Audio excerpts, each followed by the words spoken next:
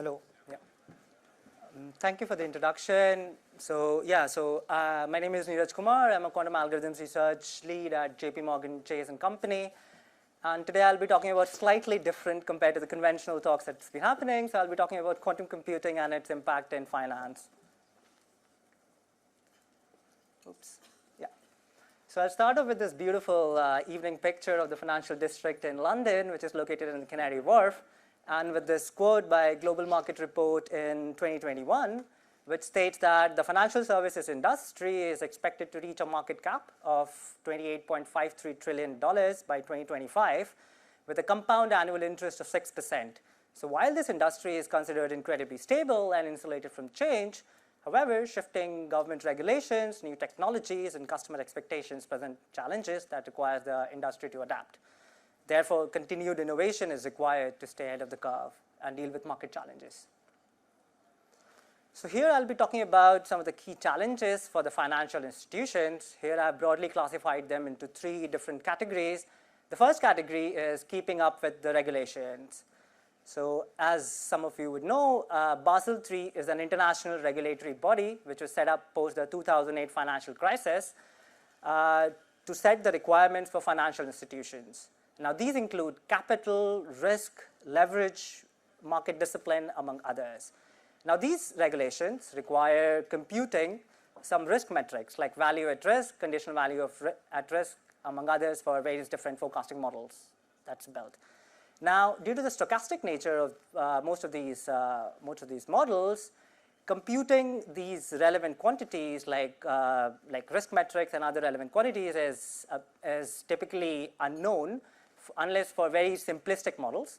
Therefore, one resorts to what is called Monte-Carlo type approaches. So Monte-Carlo type approaches are like very resource intensive in terms of the number of samples required for the estimation, right? So now within the quantum community, we have developed quantum Monte-Carlo integration, which has been shown to provide up to a quadratic speedup compared to the classical analog, right? Which means that one would require quadratically less number of samples for the same estimation error, right? Now these results pave way for like more efficient and accurate tools for financial institutions in making decisions and projections. Now the second point is managing customer expectations and big data requirements. Now fintech thrives in providing personalized customer services, with a lot of surveys showing that like the customer expects these financial industries to provide them personalized services, right? So consequently, like big data services is being increasingly used at forefront with the changing consumer behavior. Now current classical algorithms, be it machine learning or otherwise, are typically very computationally intensive, be it in training or in validation. So within the quantum community, there are a lot of quantum algorithms that are trying to be that are being built in order to like speed up these tasks by either building an end-to-end quantum algorithm or to speed up some of the subroutines of classical algorithms, right? So the third point that I want to quickly touch upon is ensuring data security. So according to the McKinsey article in 2020, like data security is one of the most pressing concerns for financial services industry.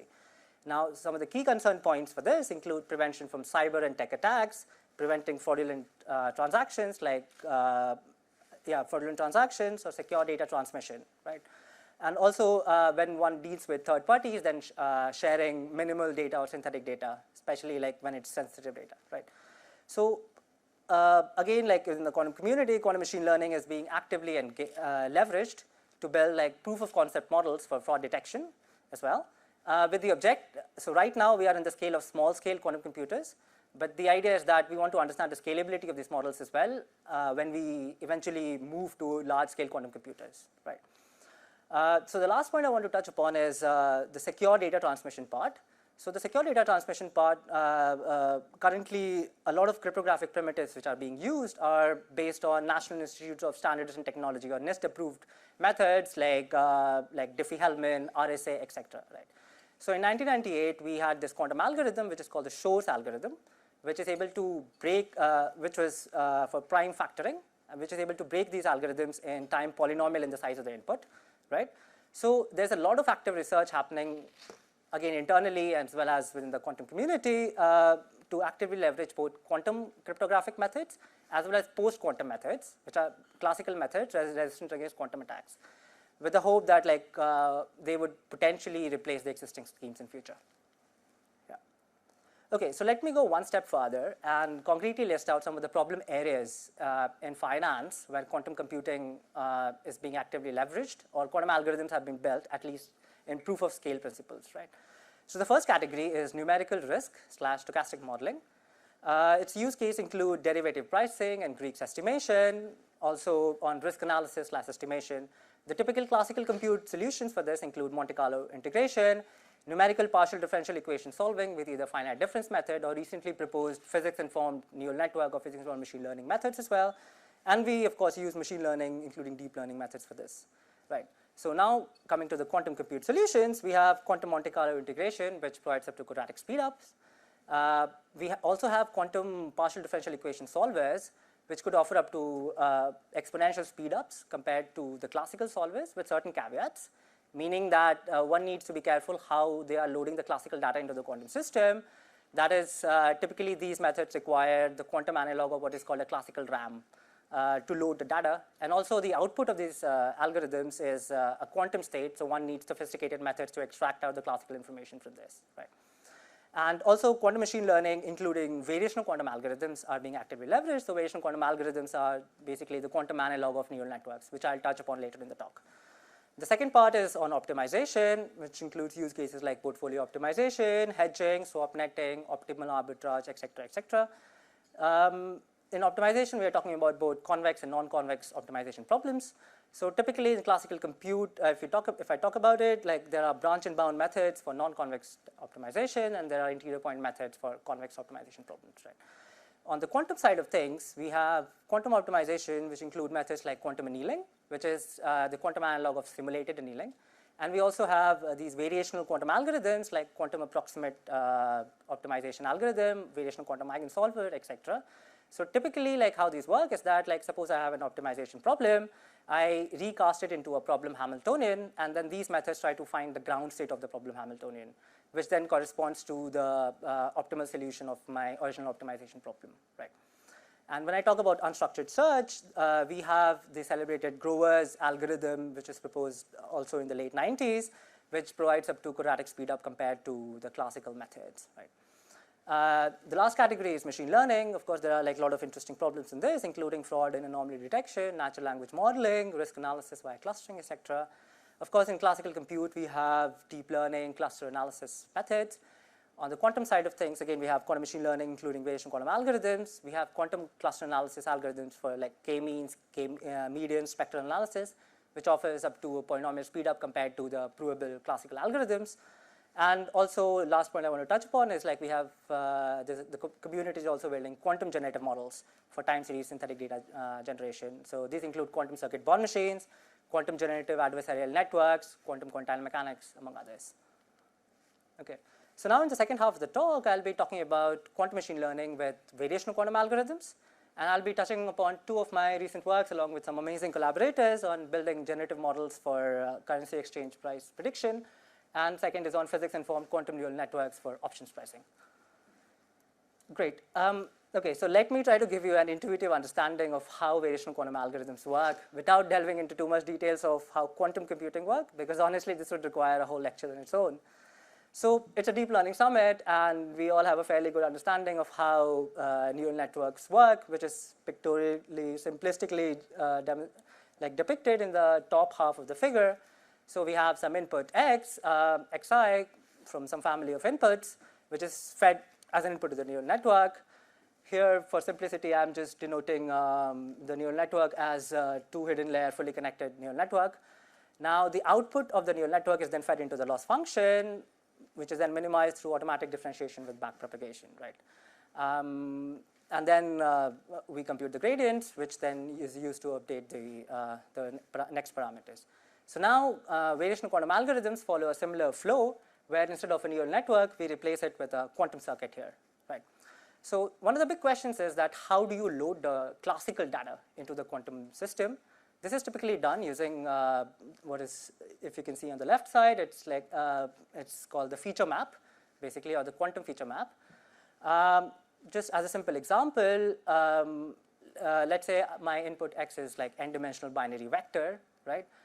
So my feature map here would typically consist of what is called single qubit and 2 qubit or quantum bit rotation gates here. So one method to one strategy to incorporate the input into the model is like across each of the single qubits, rotation gates, my rotation angle would be dependent on the, let's say the rotation angle for the jth single qubit gate would depend on the jth bit of the input xi. So this is one of the methods of incorporating this classical information into the quantum circuit. And also it turns out that like how you are loading your classical data into the quantum model is detrimental to how well your model performs. Basically, it can be, so people have looked at what are called hard feature maps, which has a lot of quantum properties like entanglement, and people also looked at some simplistic feature maps as well. So the second part here is what is called the variational quantum circuit, or the quantum ansatz.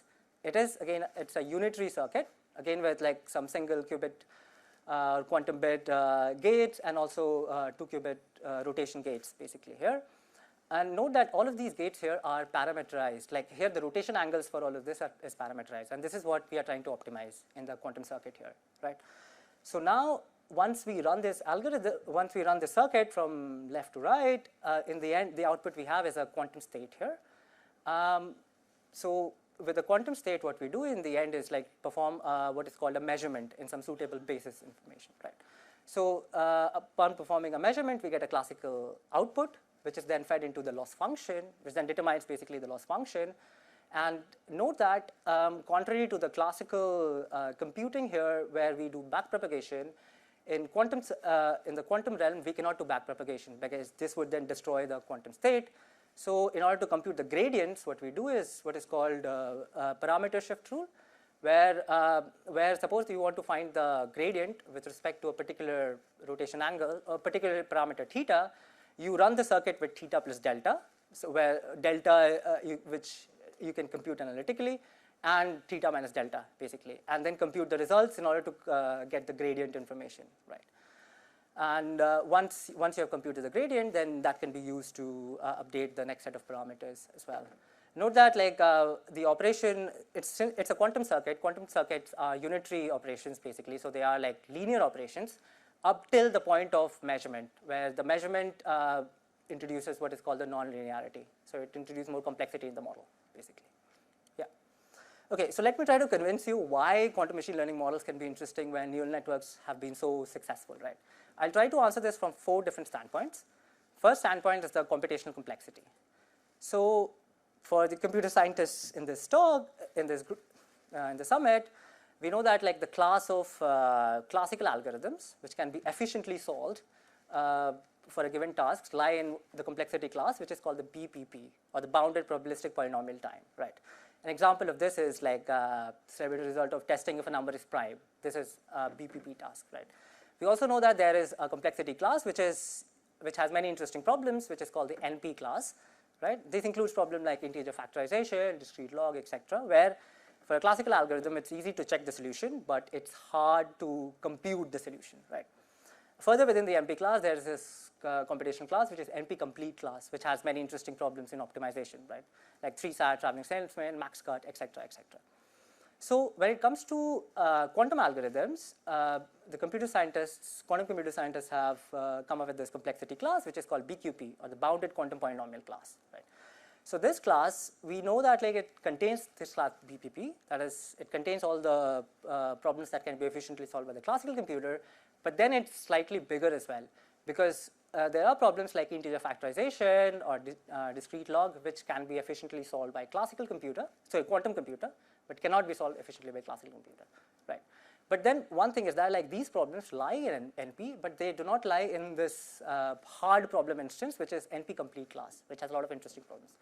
So one thing I want to debunk as well here is that we don't believe that quantum computers are going to efficiently solve these hard problem instances.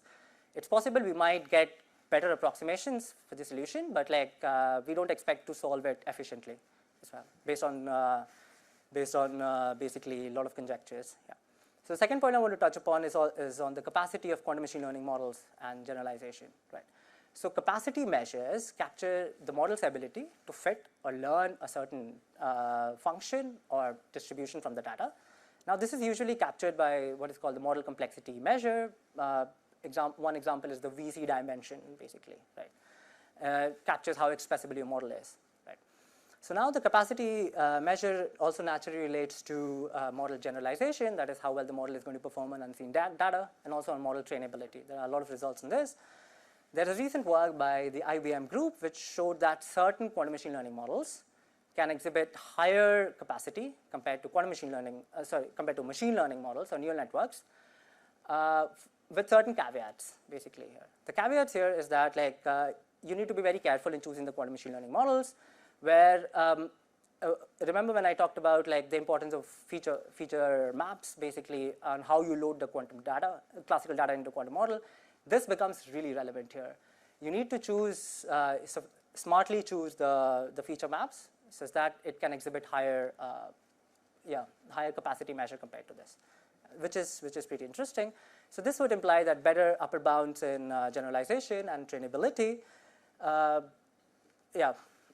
one hopes to see better performance basically with this. We have some initial results on supervised learning where we built a variational quantum algorithm and tested it with a suite of different neural networks with an apples to apples comparison, being that they both had same number of trainable parameters, and we saw that the quantum model was giving better generalization in this. Yeah. And the third point is learning classically hard distributions, where recent works have shown that suppose that if we have a distribution which is classically hard, what do I mean? There's a distribution which is hard for a classical learner under what is called the PAC setting, or the probabilistically approximately correct setting. We have results where this distribution can be efficiently learned by a quantum learner, right? So this recent result is by the group at University of Berlin, where they constructed a class of discrete probability distributions based on a cryptographic primitive, which is called decisional Diffie-Hellman distribution. And they showed that for this distribution, the classical learner would not be able to learn it efficiently, but a quantum learner is able to learn it efficiently. And it's primarily based on the fact that these cryptographic problems in its own, we have efficient quantum algorithms for this. So then the result sort of translates from learning or solving the cryptographic primitive itself to learning the distribution itself. So it's a result in that direction. And the last point I want to quickly touch upon is also on exponential solution search space. So quantum circuits with n qubits, they lie in Hilbert space of dimension 2 to the power n. So now with the quantum circuits consisting of parameterized gates, tuning them effectively implies that a solution space is exponential in the Hilbert space, right?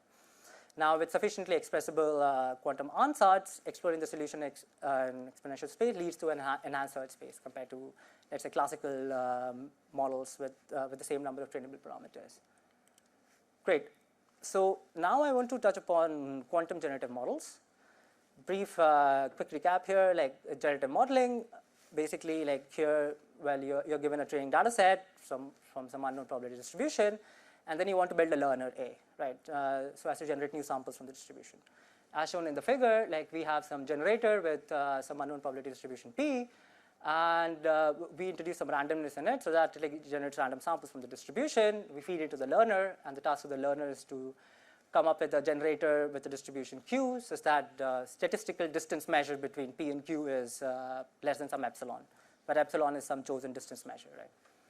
And so in quantum generative modeling, we leverage these variational quantum algorithms, or also called parameterized quantum circuits, to build a model distribution, Q theta, which is close to a target distribution P, right?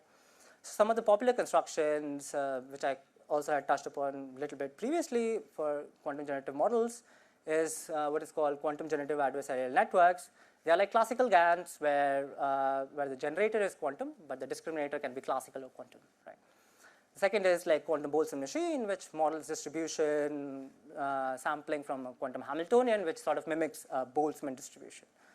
The third thing is quantum circuit Born machines, where we generate samples according to some quantum mechanical phenomena, which is called the Born's rule of quantum mechanics, which I'll touch upon later as well. And the fourth is on quantum quantile mechanics, which performs time series generation for stochastic processes, by including data and Fokker-Planck, its corresponding Fokker-Planck differential equation, right? Great. So this is one of the results we had like last year, which is using quantum circuit bond machines for learning FX spot price distribution. So here the objective is that we use the data from 5,070 samples of the FX spot prices, daily log returns of 4 currency exchange pairs, to learn the correlations between each pair using a generative model. So on the left-hand side, like the figure, you can see like the 4 different currency exchange pairs, along with the marginal distribution of the log returns over the 20-year period, right? And then the quantum circuit bond machine model, which was used to sort of learn the inherent probability distribution, is depicted here. So it's again depicted by this quantum circuit with trainable parameters, which is then run and then measured to generate samples for the distribution. Well, the sample, why is it called bond machine? Because it generates samples according to Bond's rule. What's Bond's rule is that the probability of obtaining a sample depends on the inner product of the output quantum state with the sample state, basically. So this is why it's called Bond's rule of quantum circuit bond machine. Right? So we trained the model using sync-on divergence distance measure, which is a smooth version of the optimal transport distance measure, basically, because optimal transport is computationally very, very intensive if you want to train a generative model, right? So now in order to test this model, we use the random forest-based adversarial discriminator to distinguish between the learned distribution and the real distribution. And in order to benchmark our model, we compared it with restricted Boson machine classical generative model, right? So on the top of the right, we basically plot the discrimination error of the adversary versus the number of epochs. Note that like higher the value of discrimination error, better is my model, since the adversary would not be able to distinguish real samples from fake samples, right? So we see that like if we take 3 currency pairs at a higher precision, at 4 bits of precision, we see that our quantum model, which is in yellow, is able to exhibit higher discrimination error compared to the restricted Boson machine. So of course, like this is just with respect to the restricted Boson machine model. It's not encompassing all the classical generative models.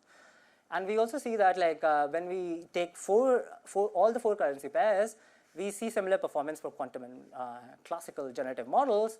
But the interesting point is that like this is only version 1 of the quantum model. Of course, we hope, and we are actively investigating by tuning in, by sort of changing the model itself, by sort of taking in sophisticated trainable circuits, can we sort of improve its performance? And we are hopeful that we should be able to improve the performance by adding higher level of complexity in this. Okay. Sure. So this is also the second result which I want to quickly touch upon, which is like using physics-informed quantum neural networks for options pricing. So some of you would know an option basically provides the holder with the right to buy or sell the specified quantity of the underlying asset at a fixed price at or before the expiration period. There are 2 types of options, which is called call options, which gives the user the right to buy, or sell options, which gives the user the right to sell. Right? So the underlying asset is typically a stochastic variable governed by numerous market variables. Now typically like this is governed by a stochastic differential equation. So for simplistic cases like European options, we have the analytical Black-Scholes equations, but for more complex cases, we use Monte-Carlo type methods, which is predominantly used across the industry, right? So a recent approach is to use physics-informed neural networks, where like if we have the stochastic differential equation for this, we convert it into a partial differential equation for probability distribution, which is called the Fokker-Planck equation. So in the model, we are not just feeding the data, but also the differential equation as well. And these are some of the results that we had with our physics-informed quantum neural network. Very interesting is on the right, where like we are comparing the number of samples required for to compute what is called the payoff at a certain time.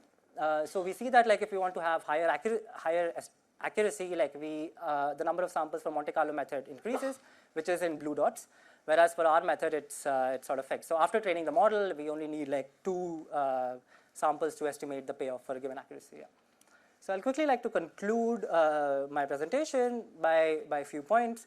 where I want to say that like quantum machine learning showcases great potential to work in conjunction with classical machine learning. We don't expect it to like completely overhaul classical machine learning. Like of course, like it would work in conjunction. One of the big challenges for the current availables, the thing is like we have small scale quantum computers at the moment.